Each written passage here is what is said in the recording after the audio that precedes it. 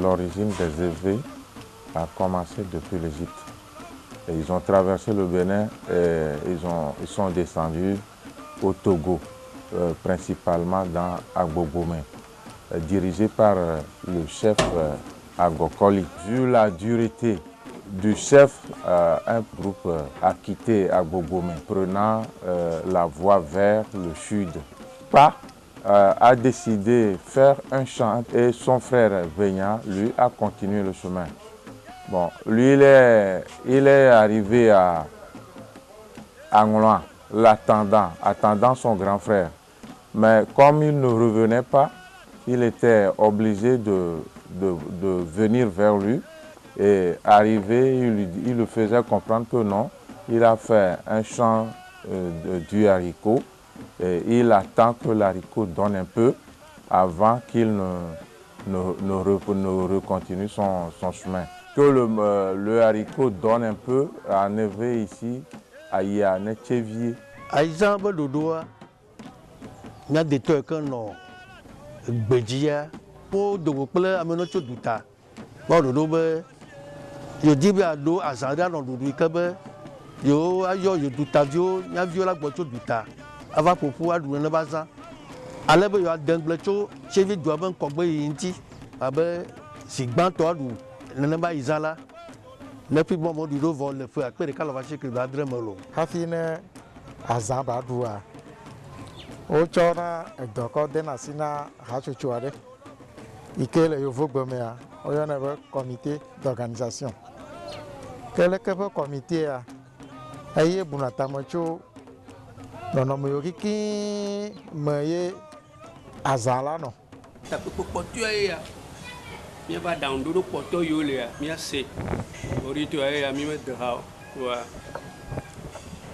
mi va ni mi tian wa mi awe ni mi do be mi wa kwa mi awe mon to la da seji to a su wo fefea ele edzi yenue ke nenye be maso de di be adome da ha to togbe Jesu pe adanwo dzi zɔzɔme ami kpɔ be enu sia nu ele edzi yi nyuie.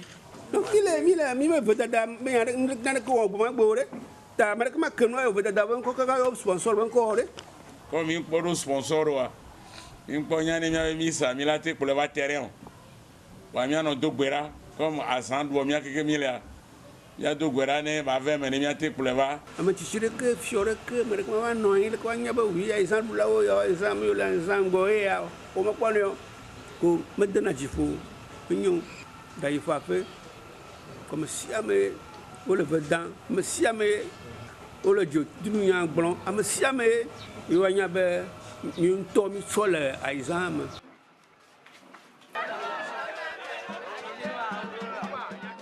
ma Nyato gbɔtɔ agble nɔna anyi ɖe dzotinu ne wonɔ anyi ɖe dzotia nua enu yiwo ke wohe tso agblea gbɔ va abe eblifa agbeli makani gboe ɖe ko agblenuku yi ke wohe va wotsɔnɛ kɔ de dzoa me ale be ne wole asem aka nenea ne dɔ le ame ɖe wu koa edona asi ɖa atsɔ leke be nua ɖu eye ne wokpɔ ame ɖe tsa le wo gbɔa wotsɔ nanɛ be ne ɖu faa wa lɔlɔ ƒe dzesi enu mama kple amenɔvi ƒe dzesie ma nɔvi la do nya ɖa nɔvi la ɖo ŋuti ale ye tsa ƒe susu gblɔ nɛ ale ye wònyae ɖoa etsa la dzavagba be yeaɖo leke ƒe nya ŋuti ke leke ƒe enya ɖɔliɖɔli ma eye nye aseŋu ɖe wonɔ kaka aseŋua woda ŋkɔ ɖe edzi be egli tete alo adzo tete.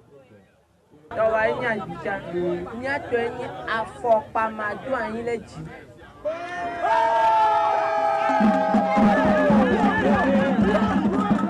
Lẹ́tọ̀ kọ̀mọ̀ rẹ̀ tíkítíkí ìjàgbá àgbà fásitì àbẹ̀rẹ̀ kìtì ìjàgbá àgbàrẹ̀ ẹ̀yìn ọ̀gẹ́ lọ́kọ́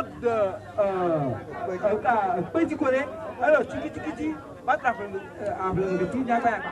Àyíṣán menye vodou va zàbẹ̀ nye o ke boŋ enu dzɔ va yi eƒe ŋkuɖoɖo dzi eye le ego gbãtɔ me ma ego velia mea egododo alo gbɔgbɔ va ƒe ava adogo enye velia etɔ̃lia ale yi míaɖe susu ɖe du akpɔ ɖa be ɖe nu ka dze na míaƒe dua ƒe ŋkɔyiyi ne mí gbɔgblɔ be ekɔtanua menye be vodunu ko yɔna be ekɔtanu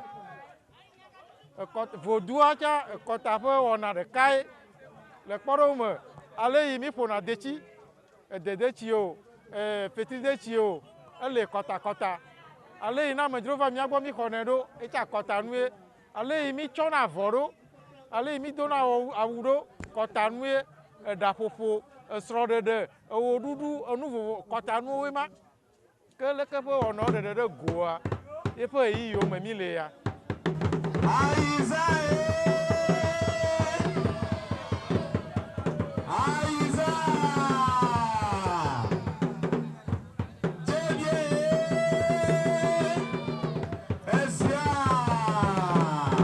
Peut-être que n'y a mia tɔgbuiwo ƒe wɔna vevie eye wowɔ woƒe dɔ vɔ ye wobe yewoava ɖi ɖe me. Joueur amewo menyina ye ame atɔ̃ la nɔ anyi ɖe azikpui dzi. Tsã míatɔwo menɔ anyi ɖe azikpui dzi o. Míeva trɛ tsɔ azikpui vi ɖe ŋuti. No ɖu ve kpɔtɔkpɔtɔ ya wotsɔ ɖona aƒea. No ɖui kpã zi ɖeka koa míame atɔ̃ ke ame ɖeke ma tso ɖe mia dome. Ne ame ɖe tsoa la trɔ ɖoe. Ƒomewo katã ɖe me yi ke be vo le ɣeyiɣi ma me koa woyina be yewoakpɔ be ɖe leke ye wole nene ƒe wɔna wɔm ɖo hã ye wonyena dzidzɔkpɔkpɔ ɖe ke menyena egbedadamenɔvi kple adzrehehe kple bubuwo yiwo ke ava he gbegblẽ va keke ayi ɖe enu gblẽƒe. Eya nyi metra le ŋgɔa nenye be tsiãyi ye amewo ɖa ɖo pi mia ke vɔ mi xɔ 2-0 enua tɔ jeu 3 jeu menyina zitɔe mi danɛ. Bon no dujo ame ve akwa ke vɔ wokpa. Hadzidzi ɖe gblɔ be etɔnu mebuna ɖo adziviwo. Le eya ta ye mi di be mía tɔgbuiwo ƒe nu yiwo ke ko woɖo anyi wɔna tsã xoxoxo kafi womegbava le gbe oa míawoe xɔ ɖe wo teƒe ye enu yiwoa woate ŋu anɔ dzedzem.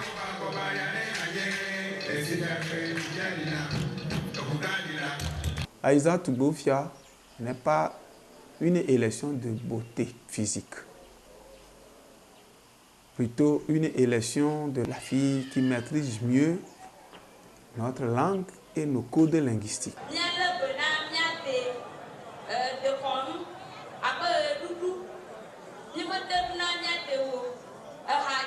La salutation traditionnelle, l'histoire des évêques de la préfecture, autant de choses, bref, nos us et coutumes, celles qui la maîtrisent mieux.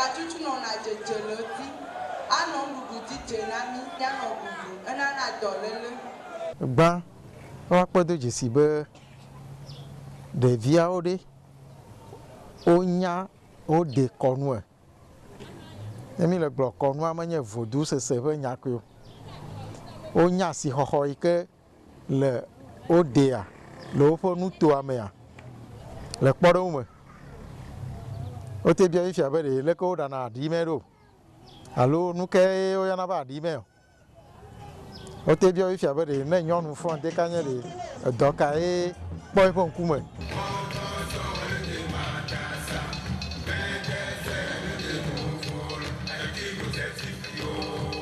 Ale yi zɔzɔ gbe ɖoa eye gbɔnɔ adelɔwo la nɔ kɔ ɖe mi eye ʋunɔ kpakpasiviwo akplɔ adelɔwo ɖo ʋunɔwo akplɔ woƒe akpasiviwo ɖo eye amekpekpe vovovowo akplɔ wo ɖo eye tɔgbuiwo axe ʋumenɔwo le megbedome nɔnɔme ma me míena zɔ ɖo eye ale yi mi zɔna wɔwɔwɔa ye koe ma zɔ gbe mi le Eti tɔdzi tso fi mía nɔvia delawo lea, míatso aŋɔmɔa, eye míaxa ɖe ɖusi dzi ave ɖo mɔnenu. Ne mi ɖo mɔnenua míagba xe ɖe ɖusi dzi ala takpamemɔ, kakaka ave do ɖe gɔmedzesu kplu, yi ke dzi mi da kɔ ɖo be central. Ma míaɖiɖi le aŋɔmɔa dzi, awɔ si be ɖe míaɖo central ƒe kpamɔ ko míagba xe to miɔ dzi, azɔ to gakpoa ŋuti, fifa gakpoa ŋuti. Kaka ave ɖo emɔ yi ke míadze to ko ave ɖo fi yi mi lea. Ne mi ya mi wɔ dzin dɔ dzatsi do na gbe ɖa le dekɔnua nu eƒoa ma tɔgbewo ye woyɔ wɔn ŋkɔ le atopa me ɖo ŋkuwo dzi ɖo eka le wo hafi va tso duya na mi ta ma be mi do na gbe ɖa le dekɔnua nu lo ayɔ ke abia lãmesẽ ne dukɔa abia tsidzadza ne dukɔa ɖo agblededoe le ewɔna nukunu tsã galo me tɔ tsi ƒo na mi le avia me hafi mi dona. Thiévié n'a plus gardé sa tradition dans la mesure où là où le haricot a été semé, c'est là que les cérémonies se font. Et s'il faut changer aujourd'hui, on a changé l'histoire de la ville. Oui, on est là, Takpamamodji. Voilà, faut que autant le Modjia, ouais, va durer, tu vas vous vraiment. Vous vraiment, et il y a tout beau, on y a tout plat, on ne peut pas voir, mais si on s'en les vagues barreaux. Alors, si on a autre chose, on peut dire que c'est un peu si après, il va dire à Gamado. Aïsa, à mon nom, on va chevier ça, et moi, chevier ça, on to me patava ça. Et il y a deux décibels sur vie, Gédéoa, on le douta, on a tchordé les mains. Alors, ne, fait à trop quoi. On a no maté bova pour on a un ami Bedoda, on a demi à l'ordre. Alors, il y a un nom, et un coup d'eau, tombe au fond, on a dit, le haut en commun. Aïsa, Togbeza, on va très anniversaire, Emma, et il y a un anniversaire. Il y a un Togbeza, à déconner,